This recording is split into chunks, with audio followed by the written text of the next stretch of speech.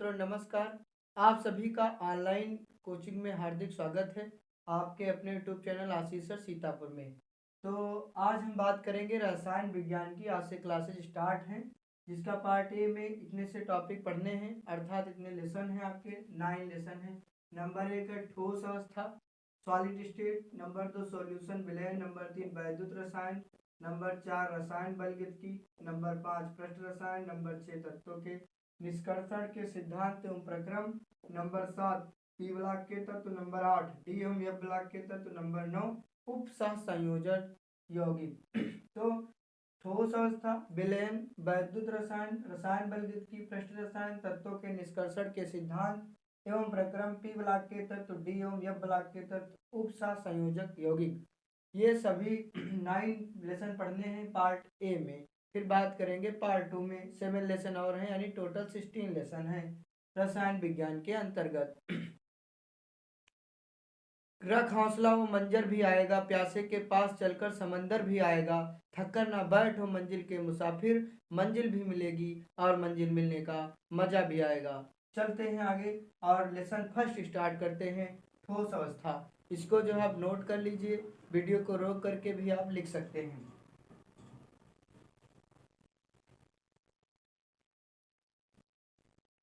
सीधे चलते हैं पहले लेसन पर। पहले लेसन का नाम है ठोस अवस्था। ठोस अवस्था यानी सॉलिड स्टेट। सॉलिड स्टेट मतलब ठोस अवस्था। ठोस अवस्था का मतलब देखो, आपने छोटी क्लासों में पढ़ा होगा द्रव्य। छोटी क्लासों में पढ़ा होगा द्रव्य। द्रव्य का मतलब क्या होता है? मैटर। छोटी क्लासों में पढ़ा होगा द्रव्य। द्रव्य का मतलब होता है मैटर। और वो द्रव्य बटा होता है 3 पार्टों में। कौन कौन से 3 पार्ट है वो? ठोस एक पढ़ा होगा, एक पढ़ा होगा द्रव, और एक पढ़ी होगी गैस। अब तो एक और पार्ट हो गया जिसको हम लोग नाम देते हैं प्लाज्मा। ठीक, ये 4 पार्ट हो गए हैं, ठोस द्रव गैस। सॉलिड ये आपका लिक्विड, और ये आपका गैस, और ये आपका प्लाज्मा। प्लाज्मा हो गया। इतने पार्ट आपने पढ़ा होगा द्रव्य के। तो उसी में आता है आपका ठोस अवस्था, जिसको कि क्लास 12th में चैप्टर बनाया गया है। ठोस अवस्था यानी कि सॉलिड स्टेट। ठोस अवस्था क्या होती है? इसमें क्या होता है? इसमें से कोई पदार्थ होता है, तो पदार्थ के बीच में जो कण भरे होते हैं वो कण क्या होते हैं? कणों के बीच की दूरी क्या होती है? न्यूनतम, मतलब कम से कम। कणों के बीच की दूरी होती है न्यूनतम, लेकिन इनके बीच अंतराणु का आकर्षण बल अधिकतम लगा होता है। इसको तोड़ नहीं सकते इतनी जल्दी। जैसे कोई ईंटा है पक्की, तो उसके अंदर जो ठोस है वो ईंटा, उसको इतनी जल्दी से उस ईंट को, उस ब्रिक को तोड़ नहीं सकते। ऐसे कोई भी चीज अगर वो ठोस है, लोहा है, लकड़ी है, तो उसको तोड़ नहीं सकते, क्योंकि उसके अंदर जो कण भरे हुए हैं उनके बीच जो है दूरी न्यूनतम है। एक पास है, समीप है, लेकिन अंतराणु का आकर्षण बल अधिकतम लग रहा है। अंतराणु का आकर्षण बल का मतलब अणुओं के बीच लगने वाला बल। द्रव में क्या होता है? द्रव में यही कण दूर दूर होते हैं, गैस में बहुत दूर दूर होते हैं। प्लाज्मा, प्लाज्मा एक तरल पदार्थ होता है, तरल पदार्थ। ठीक, तो ये हो गया तुम्हारा। तो उसी में हम बात कर रहे हैं चर्चा ठोस अवस्था की। तो परिभाषा इसकी क्या लिखेंगे? थोड़ा सा ही लिखना चाहना, स्क्रीनशॉट ले लीजिए, लिख लीजिए, या तो फिर वीडियो को आप जो है रोक करके लिख सकते हैं। तो हम परिभाषा लिखते हैं ठोस अवस्था की। सीधे लिख रहे हैं परिभाषा ठोस अवस्था की। ठोस अवस्था में हम क्या लिखेंगे? यही तो लिखेंगे। मान लिया कि ये ठोस ठोस है, ईंटा है, तो इसमें कण जो है कितने पास पास भरे हुए हैं। कण कितने पास पास भरे हुए हैं। तो यहाँ इसमें क्या लिखेंगे? यही तो लिखेंगे। ठोस अवस्था में लिखेंगे कि इसमें क्या होता है, अणु जो होते हैं इसके अंदर, उनके बीच की दूरी कितनी क्या होती है? न्यूनतम, तथा उनके बीच अंतराणु का आकर्षण बल अधिकतम होता है। तो उसको हम लोग कहते हैं क्या? ठोस अवस्था कहते हैं। तो इसमें लिखेंगे कि पदार्थ की वह अवस्था। परिभाषा लिखेंगे ठोस अवस्था की, सीधे हेडिंग भी डाल लेंगे ठोस अवस्था। और ठोस अवस्था में लिखेंगे कि पदार्थ की वह अवस्था। जो भी द्रव्य नहीं लिखे थे, द्रव्य को पदार्थ भी कहते हैं, इसलिए पदार्थ की वह अवस्था। पदार्थ की वह अवस्था जिसमें पदार्थ की वह अवस्था जिसमें कणों के बीच की दूरी, कण बोल दो या अणु, कणों के बीच की दूरी न्यूनतम पदार्थ की वह अवस्था जिसमें कणों के बीच की दूरी न्यूनतम तथा उनके बीच अंतराअणुक आकर्षण बल अधिकतम होता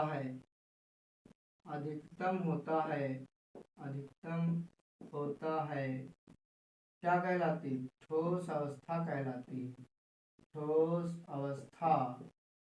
कहलाती है। देखो ध्यान समझो भैया, पदार्थ ये हो गया एक पदार्थ, जैसे ईंटा है, लोहा है, ये सब हो गया आपके पास पदार्थ। तो पदार्थ की वह अवस्था, ये एक अवस्था है ठोस अवस्था, फिर द्रव अवस्था, फिर गैस अवस्था, फिर प्लाज्मा।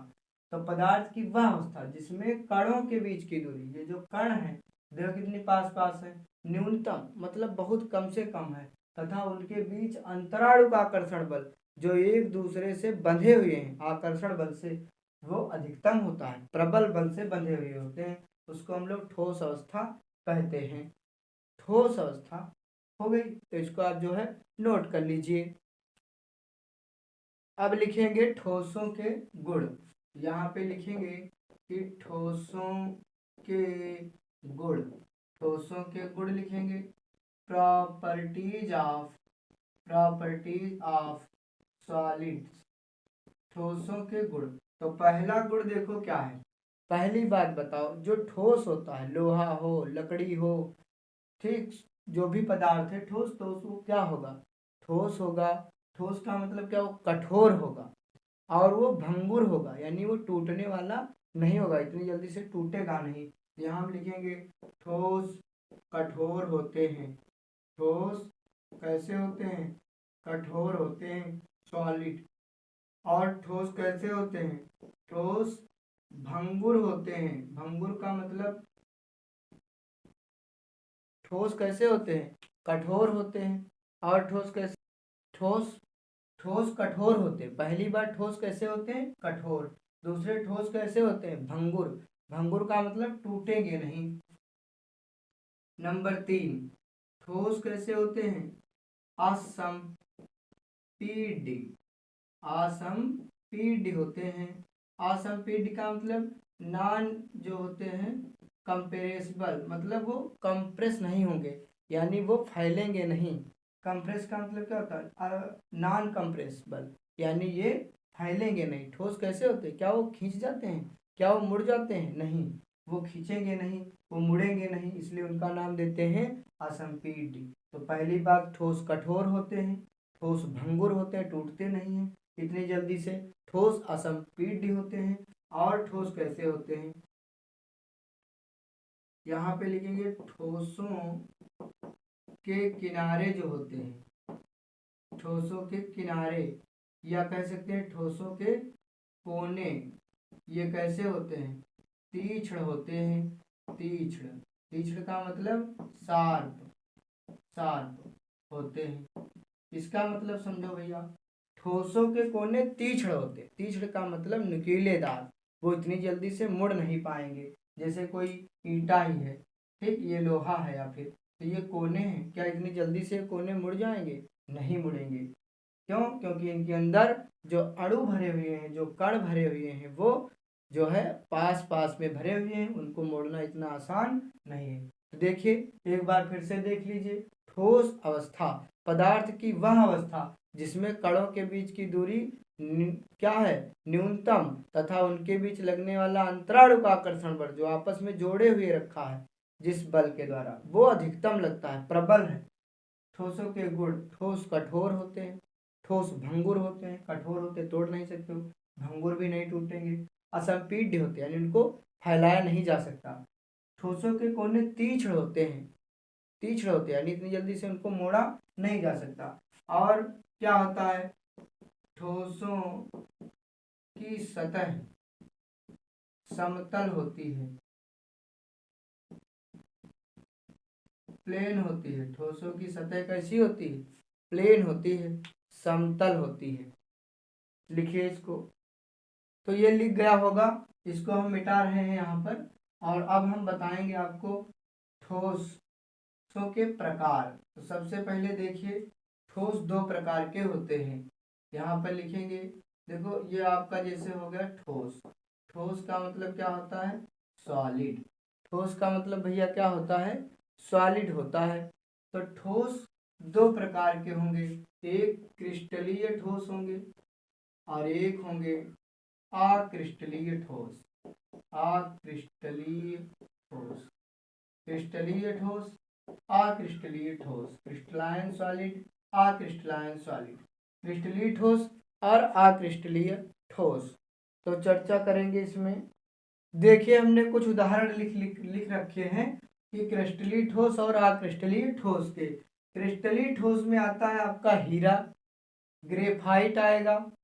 ये तुम्हारा क्या होगा? एयू। एयू का मतलब होता है गोल्ड यानी कि सोना। तो सोना का फिर यस से क्यों नहीं लिखा, एयू से क्यों लिखा? क्योंकि इसका लैटिन नाम होता है अरम, इसलिए। ये है चांदी।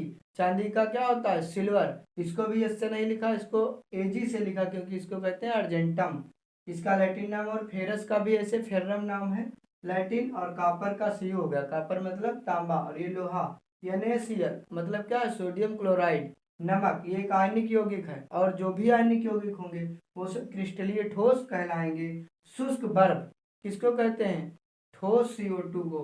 जो ये कार्बन डाइऑक्साइड होती है, ठोस CO2 गैस जो होती है, इसको हम लोग कहते हैं शुष्क बर्फ।